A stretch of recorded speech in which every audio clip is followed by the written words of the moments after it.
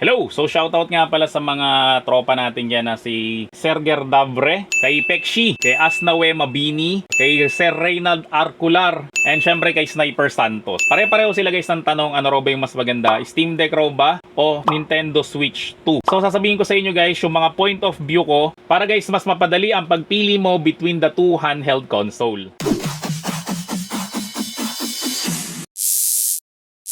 So number 1 dyan guys, syempre again, budget. So ang presyo guys ng Nintendo Switch 2 sa Pilipinas is 31,990 kapag ka Nintendo Switch lang, wala siyang package. So kapag nilagyan mo siya ng Mario Kart, ang presyo niya guys is 35,500. So malapit na guys ang official release ng Nintendo Switch 2 sa Pilipinas. So guys, meron na ako Nintendo Switch 2 kasi nakabili ako ng Hong Kong variant. So nabili ko rin siya guys, ganoon rin yung presyo niya, 35,500 pesos rin. Kaso guys, yung Mario Kart is digital copy lang. For me, advantage yun. Ayoko kasi talaga ng physical copy kasi nga medyo hassle siya. Kasi aalisin mo pa yung cartridge kasi babalik mo pa. Ang digital copy kasi guys, no, pwede mo siyang laruin kahit di mo nadalhin yung cartridge. So sa Steam Deck naman guys, marami siyang variant. So meron siyang LCD, meron siyang OLED. So sa LCD guys, hindi ko sure kung meron pa ngayon, pero dati, ang 64GB na LCD is mga 21,000. Tapos yung 512GB na LCD is mga 28,000. So ganun guys yung price niya dati. Tapos lumabas naman yung OLED. Ang presyo ngayon guys ng OLED, yung 512GB na variant is mga 34,000. Tapos yung 1TB guys na variant naman mga 45,000 more or less, no? So ganun yung price niya. So ganun guys yung official price niya. So kung gusto niyo makamura, meron tayong tinatawag na gray market. So ang gray market guys, mas mura siya kaysa sa official release. Kaso wala siyang parts warranty. So service warranty lang siya. Pero usually ako bumibili talaga ako gray market lang rin kasi maingat naman ako sa gamit eh. So kung sa presyo guys ang pag-uusapan natin, so marami kang option guys kapag ka Steam Deck yung bibilin mo. Hindi ka mukha guys ng Nintendo Switch 2 na isa lang talaga yung presyo niya. Tapos for me guys, no, totoo yung sinasabi nila na talagang medyo mataas yung presyo ng Nintendo Switch para dun sa kaya niyang i-offer. So kung gusto mo guys na mas makamura, syempre, dun ka sa Steam Deck na LCD version. Pero meron rin naman guys na may Steam Deck na OLED version, yung 512 nga saka 1TB. Yung 512 guys is halos yung presyo niya na yung Nintendo Switch. Tapos yung 1TB variant niya naman is talagang mataas siya kasi 45,000 more or less yung presyo niya. Next guys na pag-uusapan natin, syempre ito yung lagi kong sinasabi. Kapag kami nagtatanong sa akin, ano ba yung mas maganda sa dalawa? Ito lagi guys yung usual yung sinasagot ko. Depende guys sa lalaruin mo. So ito guys yung mga dahilan kung bakit mo kailangan piliin yung Nintendo Switch 2 over sa Steam Deck pagdating sa games. So unang-una dyan guys, syempre yung exclusive games. Kasi ang Nintendo, sobrang damot niya. Kasi guys, yung Crash Bandicoot, dati yan guys yung pinaka-mascot ng PlayStation eh. Pero ngayon guys, pag-aari na siya ng Xbox. Pero malalaro mo pa rin siya sa Nintendo at malalaro mo rin siya sa PlayStation. So mga Nintendo games talaga guys, like Mario, Zelda, Pokemon, Animal Crossing, Metroid, hindi mo guys malalaro sa PlayStation yan. And hindi mo rin yung guys malalaro sa Xbox. So yung mga games na yan guys, hindi mo siya malalaro in a legal way. So malalaro mo yan guys kung gagamit yan ng emulator. Pero katulad ng sinabi ko rin noong nakaraan, iba pa rin guys talaga pag lalaroin mo siya sa native na platform niya, no? So kung Nintendo guys, syempre ang pinakamagandang way para laruin yan is through Nintendo Switch. So kung marami ka ng games guys ng Nintendo, meron yung backward compatibility na tinatawag. So yung mga bala ng Nintendo Switch 1 ay gagana rin yan sa Nintendo Switch 2. Ang problema nga lang dun guys, same performance lang siya pag wala siyang update o wala siyang upgrade. Kamukha nung tinesting natin na nakaraan, yung 2K25 na bala ng Nintendo Switch 1. Nung nilipat ko siya sa Nintendo Switch 2, pareho lang guys yung performance. Pero meron pa tayong tinesting na isa, which is yung Zelda Breath of the Wild. So Nintendo Switch 1 na bala siya, pero in-upgrade ko siya to Nintendo Switch 2 version. Kaya guys ngayon is 4K, 60fps na guys yung kanyang quality kapag ka nilalaro ko sa malaking TV o kapag ka nakadock siya. So pangatlo guys, yung tinatawag ko na plug and play. So kung meron ka guys game ng Nintendo Switch at ilagay mo siya sa Nintendo Switch, automatic gagana ka agad yan. Wala ka ng settings pa. So pros yan guys kapag ka hindi ka techie, pero cons yan guys kapag ka techie ka. Kasi nga guys yung iba naasar dun sa graphics ng 2K25, but raw yung bala raw ng 2K25 from Switch 1 tapos nilipat nila sa Switch 2 is same performance lang raw. Kasi nga ganun nga yan guys, plug and play yan. So walang settings na yun naman guys yung advantage ng Steam Deck. Kasi kahit na old games yung lalaroin mo sa Steam Deck, pwede mo guys taasan yung quality nun. So pag nataasan mo guys yung quality nun, magmumukhang bagong game yun. So pwede mo guys taasan yung graphics, pero ang maximum niya is up to 800p lang talaga. Sa Nintendo Switch kasi guys is up to 1080p kapag ka handheld mode. And kapag nakadock naman siya is up to 4K. So in short guys, lahat ng bala ng Nintendo Switch gumagana ka agad dyan. Wala nang settings. Hindi ka mukha sa Steam Deck na minsan kailangan mo pang timplahin. Minsan nga kailangan mo pang baguhin yung settings mismo ng controller para gumana siya doon sa Steam Deck. So sumunod guys, ang Nintendo Switch is meron siya mga physical games. Sa Steam Deck kasi guys, lahat ng game ng Steam Deck is digital copy na lang. So wala na guys physical copy ang mga Steam games. So kung mahilig ka guys mangolekta ng mga games talaga na physical, yung nahahawakan, yung nakakatabi mo sa pagtulog, syempre guys, mas maganda ang bilhin mo is Nintendo Switch over sa Steam Deck. So sa library naman nila guys is pareho lang naman sila, pareho naman maraming game. So sa Nintendo is meron siyang eShop. Syempre sa Steam Deck is meron siyang Steam Games. Pero guys, mas mahal ang mga games ng Nintendo kesa sa Steam Games. Kasi ang Steam Games guys, pag nag-sale talaga siya, talagang bagsak presyo. Minsan nga makakabili ka dyan ng mga games na 100 pesos lang, kaya nakakahiya ng mamirata. Lalo ngayon guys, ang reklamo sa Nintendo Switch 2, yung mga games niya ngayon is maabot guys ng up to 4,000 pesos. Yung iba nga guys, umaabot pa ng 5,000 pesos. Kasi nga guys, exclusive lang talaga sila sa Nintendo. So hindi mo guys sila mabibili sa ibang handheld o sa ibang console. Kahit taasan nila yung presyo nun guys, wala ka namang magagawa eh. Wala kang magagawa kasi nga guys, sa kanila mo lang pwedeng bilhin yon. Pwera na lang guys kung gagamit ka ng emulation. So ito naman guys yung mga dahilan kung ba't mo kailangan piliin ng Steam Deck over sa Nintendo Switch pagdating sa mga game library niya. So unang-una dyan guys, syempre, yung game library ng Steam Games. Kahit guys yung mga sinaunang PC games pa, malalaro mo pa rin sa Steam Deck. Hindi ka mukha guys sa Nintendo Switch na ang kaya niya lang i-backward compatibility ay mga games lang guys ng Nintendo Switch 1. So meron rin guys in-offer ang Nintendo kapag ka nag-member ka ng Nintendo Online. So meron siyang GameCube, syempre yung SNES and mga retro console.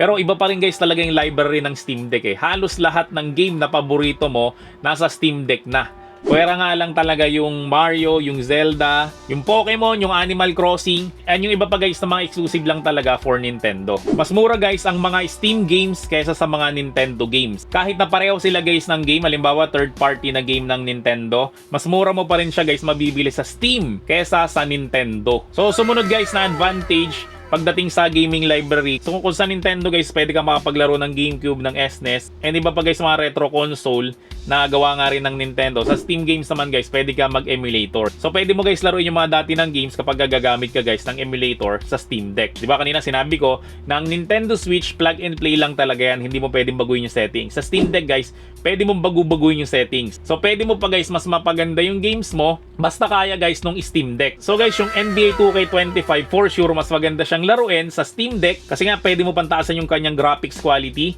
kesa guys sa Nintendo Switch na talagang pag nilaro mo siya as is na talaga siya. So ang maximum guys ng 2K25 sa Nintendo Switch 2, Nintendo Switch 2 na yan is up to 30 FPS pa rin. So sa Steam Deck guys, pwede mo yung pataasin ng 45 to 60 FPS. Depende guys sa settings mo. So doon naman tayo guys sa hardware and syempre sa performance. So guys, ang Nintendo Switch 2, ang processor niyan is yung Nvidia T239. And syempre meron siyang 12GB na RAM. Tapos yung kanyang display naman is 7.9 inches. Ba't kaya ginagano nila, no? Hindi na lang nila gawing 8 inches. 120Hz. Supported niya guys ang VRR at syempre ang HDR. Kaso guys, hindi siya OLED. Ang storage naman guys ng Nintendo Switch 2 is 256GB. And para sa akin guys, no, sa ngayon okay na yung 256GB kasi hindi pa ako bumibili ng micro SD Express. Pangatlo guys, syempre yung portability ng Nintendo Switch. So sir, yung Steam Deck portable rin naman eh. So ganito yan guys ang Nintendo Switch portable pa rin yan kahit na 2-player game. Kasi yung Joy-Con guys ng Nintendo Switch, pwede guys tag-isa kayo ng Joy-Con so makapaglaro kayo ng 2-player. Unlike guys na Steam Deck, talagang 1-player game lang yan. Pero na lang guys kung magdadala ka ng controller. Eh pag nagdala ka guys ng controller, hindi na portable yun, di ba? And maganda pa guys sa Nintendo, meron na siyang mouse mode. So pwede ka na maglaro guys ng mga games na gumagamit ka ng mouse. Unlike guys sa Steam Deck, meron siyang trackpad. Subukan mo guys maglaro ng game using trackpad. Sigurado yan guys, mababad trip ka lang. And isa pa guys is yung docking mode ng Nintendo Switch. Kasi yung dock niya,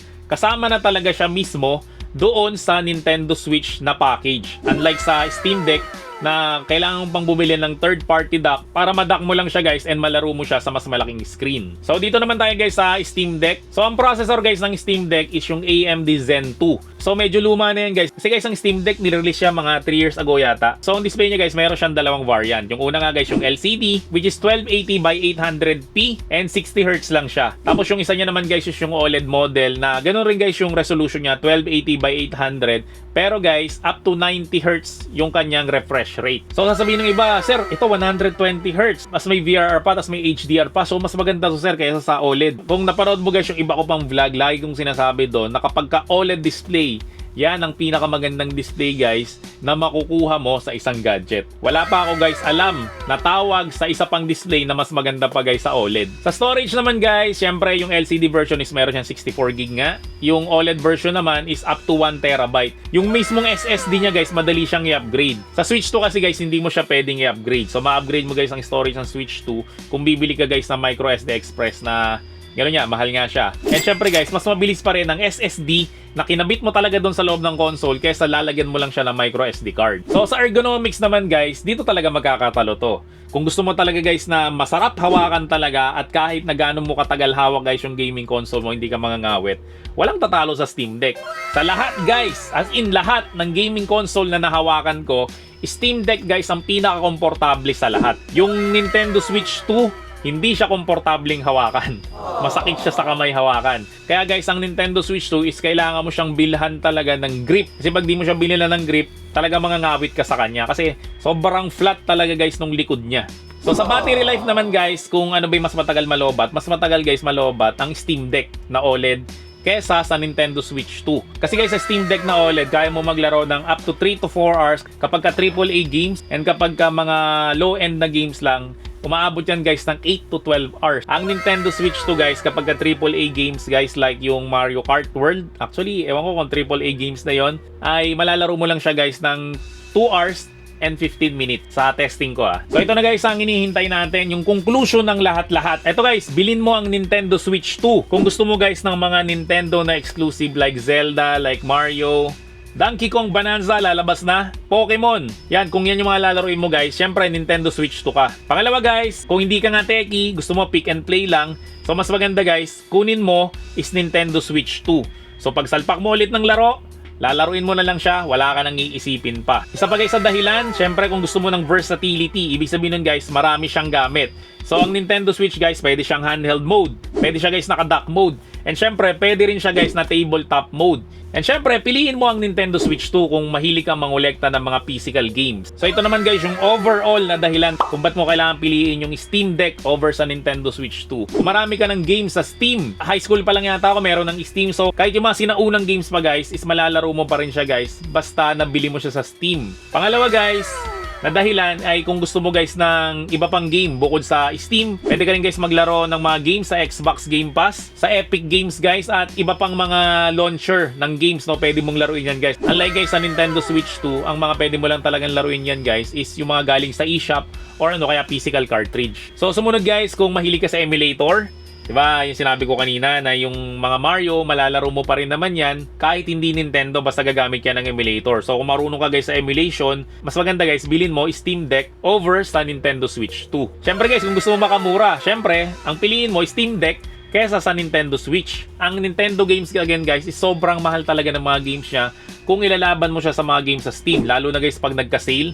Grabe ang Steam, kapag ka nag-sale, sobrang baba talaga. Makakabili ka niyan ng mga games na 100 pesos lang. Sa Nintendo guys, pag nag-sale yan, ang mahal pa rin niya. So try nyo guys, sa Nintendo, punta kayo ng eShop. Yung mga old Mario games, ngayon, ang mamahal pa rin niya. Parang hindi bumababa yung presyo eh. Hindi ka mukha guys sa Steam na kapag ka medyo luma na yung game, eh bumababa na talaga yung presyo niya. And yun nga guys, no, kung medyo techie ka, syempre mas maganda pa rin na nagkakalikot-kalikot tayo ng mga settings. So kung ganun ka guys, syempre piliin mo guys ang Steam Deck over sa Nintendo Switch 2. Kasi sa Nintendo talaga guys, wala ka na makakalikot dyan. And lastly guys, syempre piliin mo ang Steam Deck kung gusto mo guys ng may pinakamagandang screen na makukuha mo sa isang gaming handheld, which is yung OLED screen nga. Kahit 800p lang yan guys at 90Hz lang yan, mas pipiliin ko pa rin guys ang OLED screen kesa dun guys sa LCD screen ng Nintendo Switch 2 na Full HD na siya, may VRR and may HDR pa siya. Kahit pagsamasamahin mo yan guys, lagi kong pipiliin guys ang OLED screen. Kung nakatulong naman sa ito guys na makapag-decide